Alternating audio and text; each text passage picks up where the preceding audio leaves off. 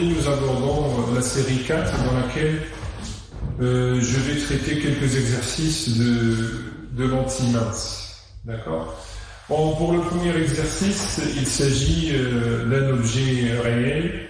Bon, donc, quand je dis objet réel, c'est-à-dire qu'il est placé devant un système optique. En l'occurrence, dans ce cas-là, il s'agit d'une lentille mince convergente. Et cet objet possède une image également réelle, donc située cette fois-ci derrière la lentille.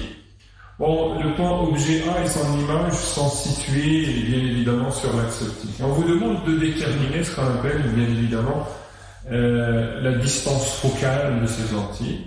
Bon, à ce niveau-là, j'utilise tout simplement la relation de conjugaison d'une lentille mince, bon, qui relie en fait la position de l'image A' par rapport à celle de l'objet A, bon, à travers le centre O qui est tout simplement le centre optique de la lentille.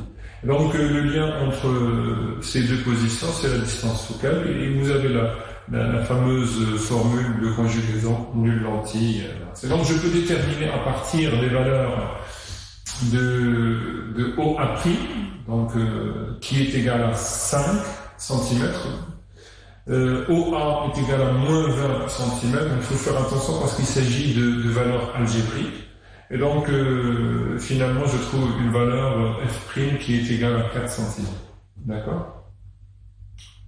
Bon, pour le grandissement, la formule qui permet de donner le grandissement linéaire transversal, en fait, ce grandissement, c'est tout simplement le rapport entre la taille de l'image, donc A'B', et celle de l'objet AB.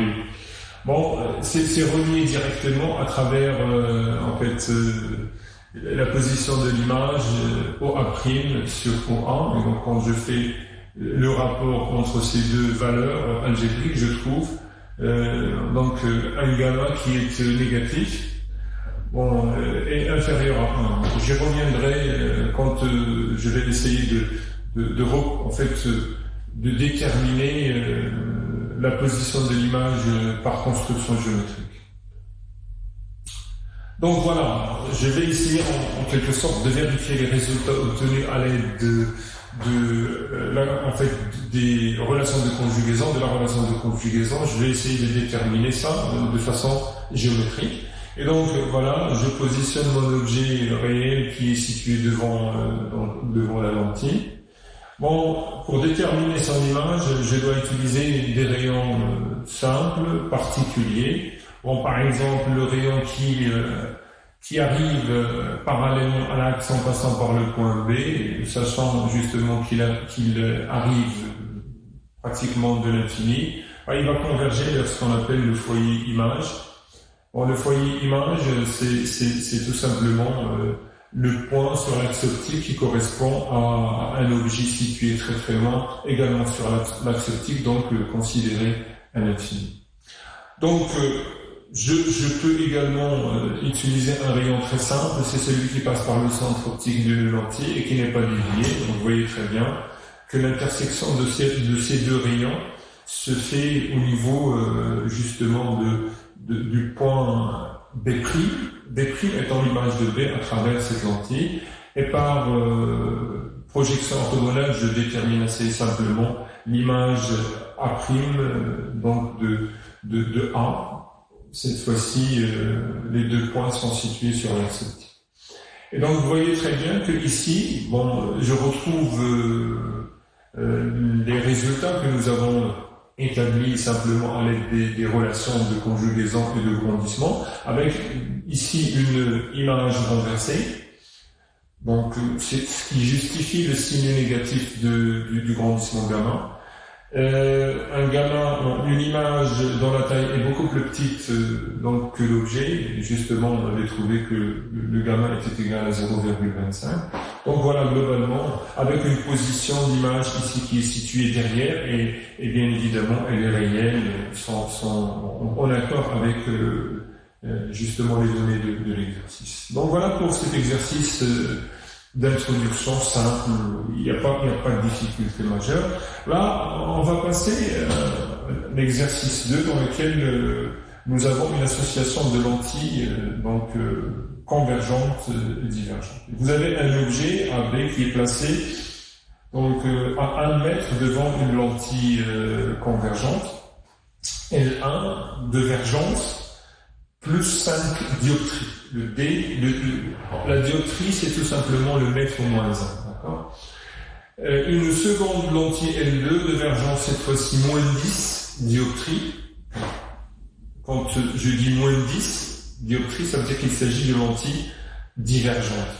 Donc, est disposée derrière la lentille L1 une distance qui est égale à 20 cm. Et on vous demande, dans un premier temps, de déterminer, grâce aux relations de conjugaison, de déterminer la position de l'image A', B' de l'objet AB à travers l'association L1-L2.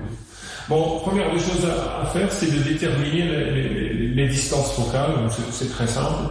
La divergence, c'est tout simplement l'inverse de la distance focale. Donc je peux déterminer les distances focales en inversant les divergences. Donc F'1, c'est 20 cm, et F'2, donc la distance focale de la deuxième lentille, c'est moins de 10 cm. D'accord? Bon, voilà un petit peu le schéma, si vous voulez, selon lequel l'image finale est construite. Vous avez un objet AB. Dans l'image à travers la lentille L1, donc de centre optique O1, et en fait ici c'est A1, B1. Bon, cette image va jouer le rôle d'un objet par rapport à la deuxième lentille L2, et finalement, l'image finale, c'est l'image A', B', que je peux voir de deux façons différentes.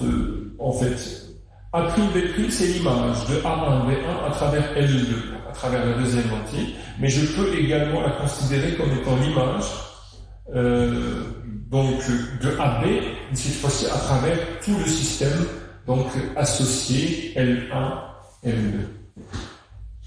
Bon, ici, pour déterminer la position de cette image, moi je vais appliquer les relations de conjugaison relatives à chaque lentille. Donc c'est ce que j'écris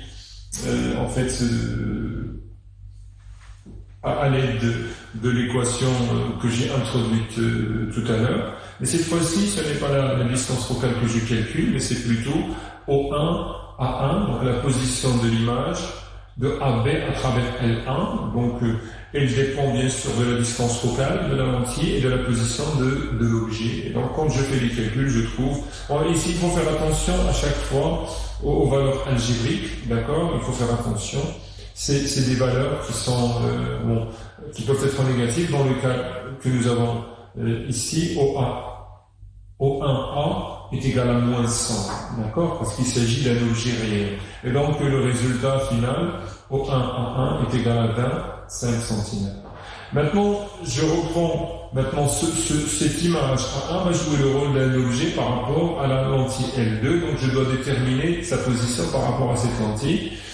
Et bon, sachant que la distance entre les deux lentilles est égale à 20 cm, donc l'objet A1, c'est un objet qui va être situé derrière la lentille L2 à 5 cm, donc il s'agit d'un objet virtuel situé derrière, donc en valeur algébrique. Ici, je reprends cette équation, bon c'est la même d'ailleurs que celle-là, avec cette fois-ci la position de l'objet A1 par rapport à la lentille L2, donc par rapport à O2, et si vous regardez ici, c'est un plus 5 parce que justement cet objet est situé derrière, c'est un objet virtuel, et quand je fais les calculs, je trouve une valeur de O2A' qui est égale à plus 10 cm. Je vais essayer de retrouver ces résultats de la même façon en utilisant une construction géométrique. Donc voilà, j'ai un objet AB qui est situé devant la lentille L1 à 1 mètre, d'accord, avec une distance focale ici qui est égale, on vient en fait ici, on l'a calculé précédemment, regardez à ce niveau-là, F'1 est égal à 20 cm, d'accord. Donc, le foyer objet est un foyer réel situé devant la lentille, d'accord.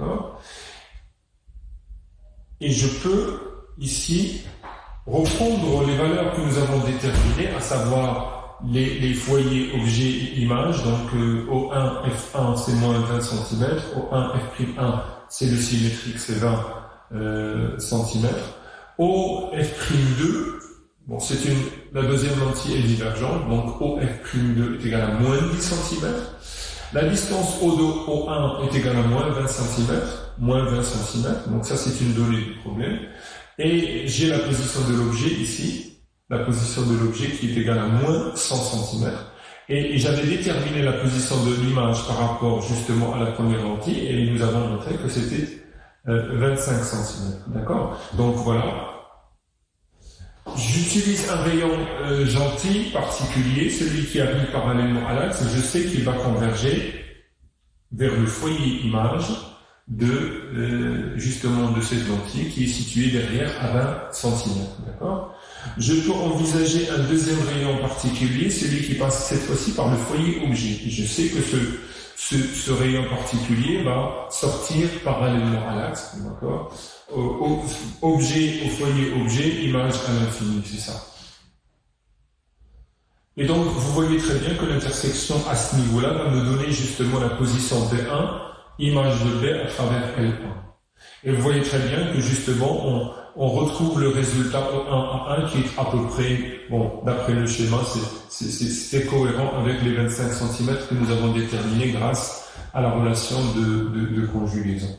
Maintenant, vous voyez très bien que si j'introduis la deuxième lentille, il s'avère que, justement, d'après les données du problème, la distance L1, L2 est égale à exactement 20 cm, et par conséquent, vous avez le centre optique de la deuxième lentille qui va coïncider exactement avec le foyer image de la première lentille, dans ce cas-là. Et vous voyez, justement, c'est ce que j'ai dit tout à l'heure, c'est-à-dire que l'image A1, plutôt l'objet A1 est situé derrière la deuxième lentille. D'accord? C'est un objet qui est en réalité virtuel, et je peux déterminer son image pour ce qui est du rayon justement qui passe par le centre optique de la lentille, n'est pas dévié, il passe par B1, donc ce rayon est vraiment très simple, il n'est pas dévié. Reste à savoir comment en fait va être si vous voulez dévier ce rayon que vous avez ici, qui est parallèle à l'axe, à la traversée de lentille divergente. Donc, rayon qui arrive parallèlement à l'axe, il va essayer d'aller vers ce qu'on appelle le foyer image. Et dans ce cas-là, le foyer image est virtuel, il est situé devant la lentille à 10 cm, d'accord? C'est la valeur que nous avons déterminée tout à l'heure. Et donc, vous voyez très bien ici que le rayon va se réfléchir de sorte que son support passe par justement le foyer image F'. Donc vous voyez très bien que maintenant l'intersection entre les deux rayons qui émergent de la deuxième lentille, celui qui passe par le centre O2 n'est donc pas dévié, celui qui va arriver parallèlement à l'axe va diverger bien sûr parce qu'il passe à travers une lentille divergente. Et il va diverger de sorte à passer par le foyer image F'2. Et donc vous avez l'intersection qui se fait au niveau du point B', B' étant donc l'image de B1 à travers L2. Et je peux le voir également comme étant l'image de A à travers l'association L1, L2. D'accord? Donc on retrouve un peu les résultats que nous avons établis grâce aux relations en fait de conjugaison et de grandissement, avec ici bien évidemment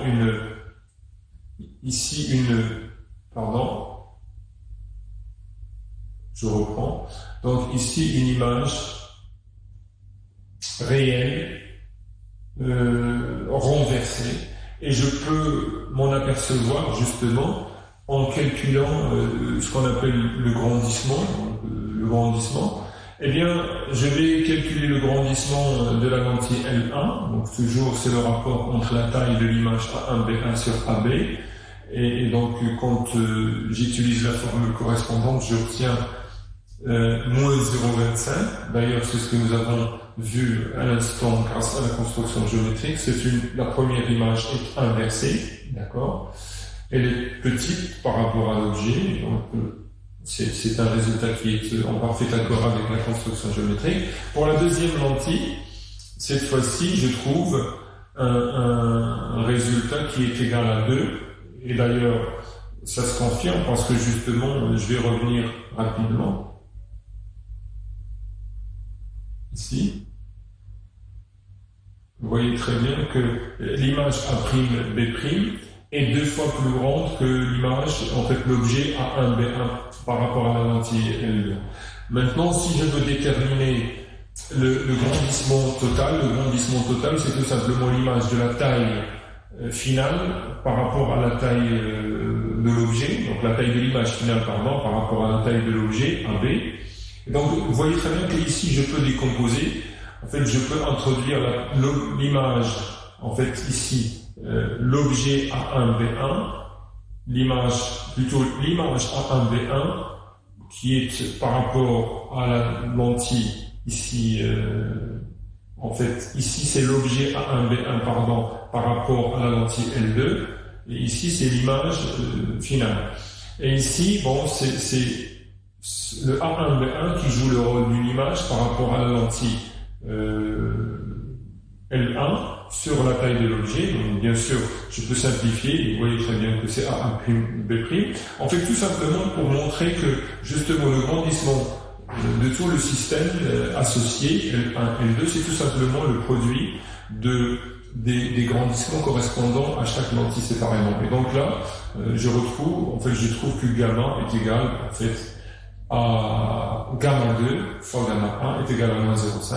Bon, ça corrobore un petit peu les résultats établis par la construction géométrique, à savoir que l'image est 2 fois plus petite, c'est la moitié, avec justement une orientation renversée par rapport à l'objet. Donc voilà un peu cet exercice, et en fait, lorsqu'on fait une association, ce qu'on doit savoir dans ce cas-là. Alors, je vais reproduire cette fois-ci en fait une association cette fois-ci différente parce qu'il s'agit de 2 lentilles minces convergentes. Donc, à l'aide d'une lentille mince L1 de centre optique 1 et de distance focale f'1, j'ai en fait une image A'1 réelle qui est formée pour un objet correspondant qui est cette fois-ci réel, situé devant de la même manière à 20 cm. Donc ici, voilà.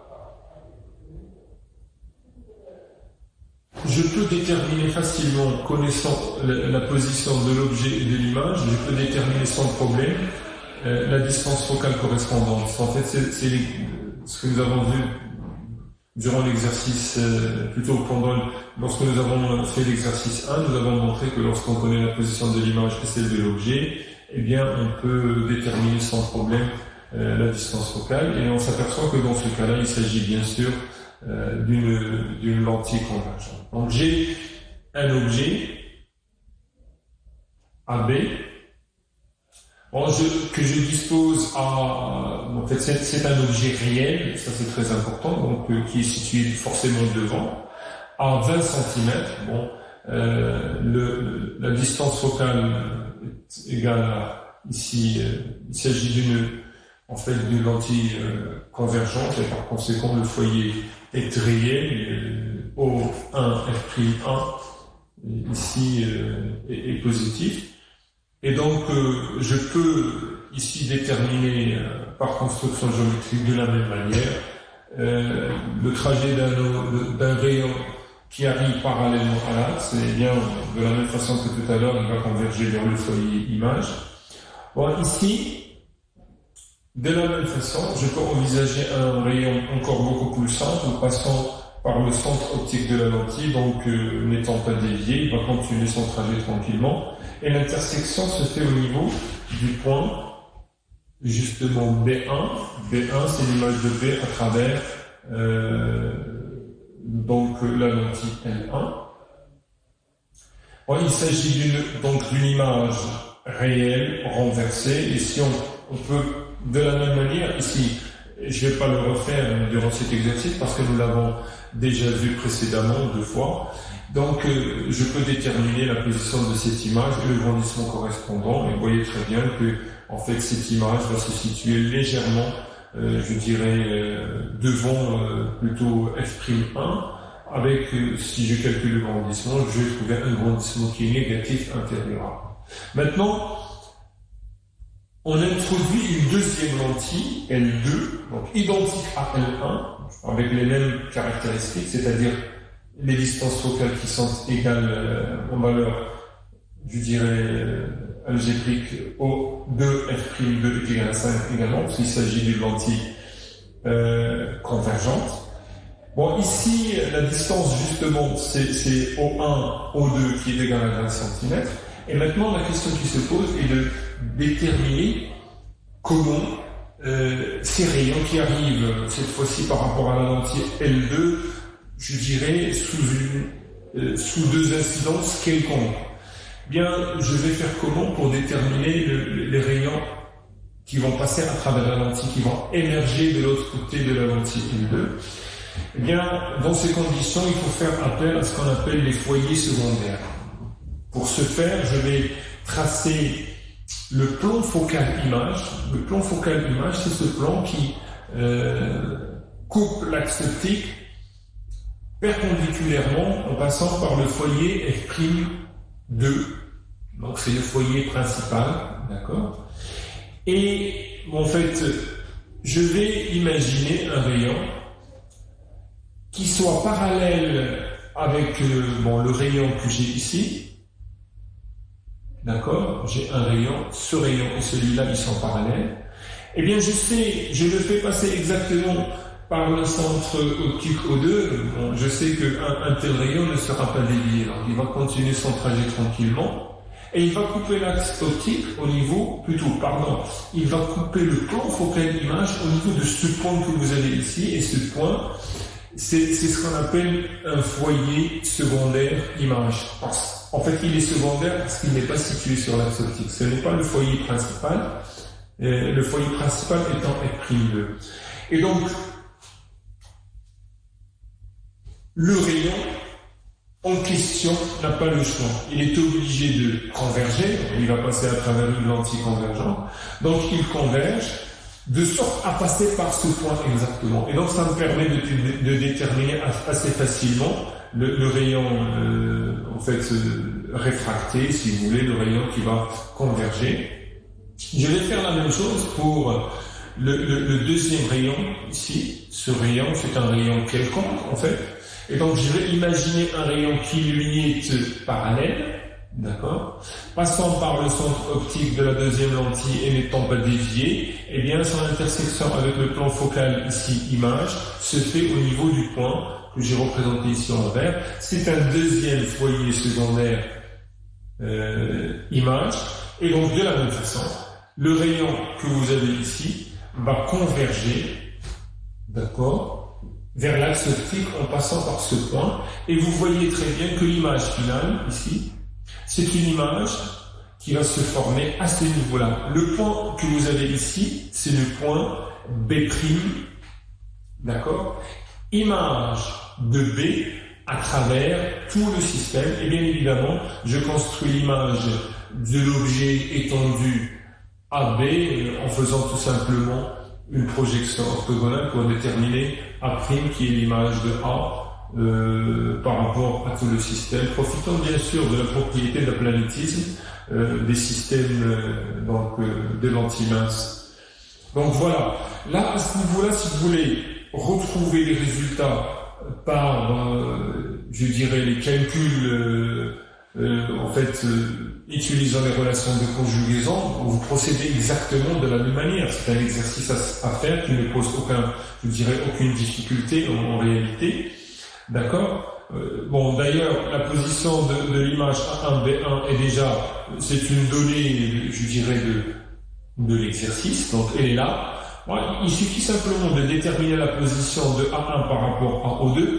d'accord, et d'appliquer la relation de conjugaison connaissant justement la distance focale de la deuxième lentille. Donc j'utilise la relation de conjugaison et je peux très facilement déterminer la position à prix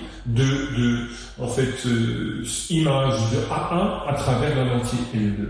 Bon, de la même façon, je peux déterminer les grandissements en utilisant les propriétés et plutôt les relations du grandissement que nous avons vu précédemment. Donc voilà globalement un petit peu ce que vous devez savoir sur comme application sur ce que nous avons fait en cours. Donc j'insiste sur le fait qu'il faut faire attention aux valeurs algébriques lorsqu'on fait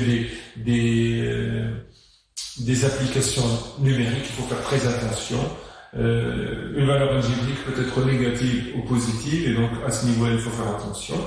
Sinon, vous voyez très bien qu'il n'y a pas beaucoup de difficultés. Donc voilà, merci de votre attention.